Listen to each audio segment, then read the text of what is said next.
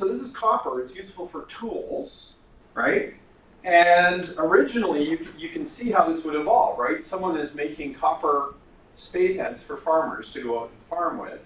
That's the product. But eventually, they became standardized and stylized and were just traded like that. And if you wanted to make a real spade head, you'd actually have to get a few of those and melt them down and make a real spade head. So this is a fully distributed system. Because anyone who can mine copper, smelt copper, make these spade heads, and trade them. Anyone who can grow cocoa beans can grow them. Anyone who wants to use them for cocoa, which they did, can go ahead and make cocoa. Everyone else, because it is widely available and widely in demand, can say, well, I can accept these beans and trade, and because I know I can trade them away later. It's the lowest common denominator commodity with high energy density. We have hybrid currencies, so these are coins. So you can trade gold just as chunks of gold, but if you make it into a coin, a few things happen that are really useful. First of all, you got the king or the emperor's stamp on it saying that, yes, this is really pure gold, right? So now the idea that someone might have mixed in lead or copper or something, you don't have to worry about, or at least, it's only one person you have to worry about, and that's the sovereign. And the sovereign has, for the most part, an incentive to be honest, because the sovereign can't pick up the whole kingdom and move somewhere else.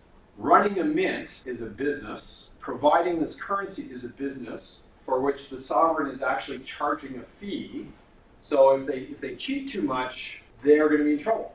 So they have an incentive to be honest. So first of all, with a coin, you have some confidence in the material itself.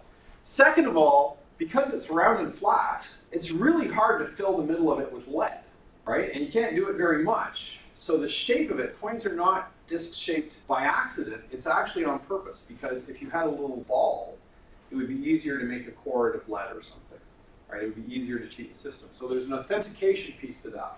And in fact, what they used to do, they'd have a little slot. Merchants would have a slot, and which is exactly sized for the coin. So they'd weigh the coin and they'd put it through the slot. And if it fit perfectly and it weighed what it should, you could be confident in the material, because gold, silver, copper, or indeed any element has a fixed density, right? And so a fixed size to weight ratio. So this one down here is a 1 pound note issued by the Hudson's Bay Company. So originally they were issuing coins denominated in beaver pelts, and they eventually began issuing coins denominated in pounds sterling. So this is a hybrid between a fully distributed commodity type currency and a centralized currency, because you have a central authority that's actually making the coins. So you moved your locus of trust from, like, it's obviously a cocoa bean, no one can forge that.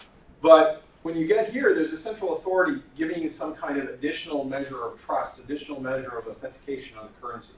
And here, so this is in the form of a coin, you're still getting the metal itself. Here what you've got is a piece of paper that says that somewhere in a vault that much metal exists. So you've abstracted the trust one more level. You're trusting the person who's holding on to it.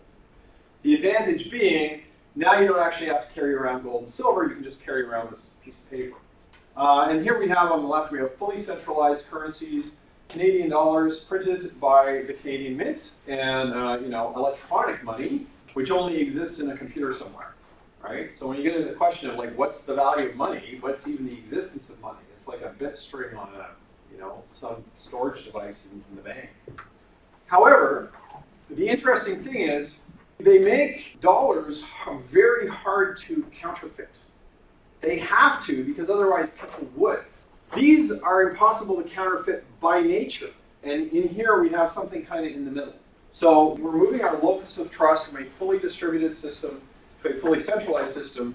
And of course, in the context of blockchain systems, which are by nature distributed systems, we're kind of moving back.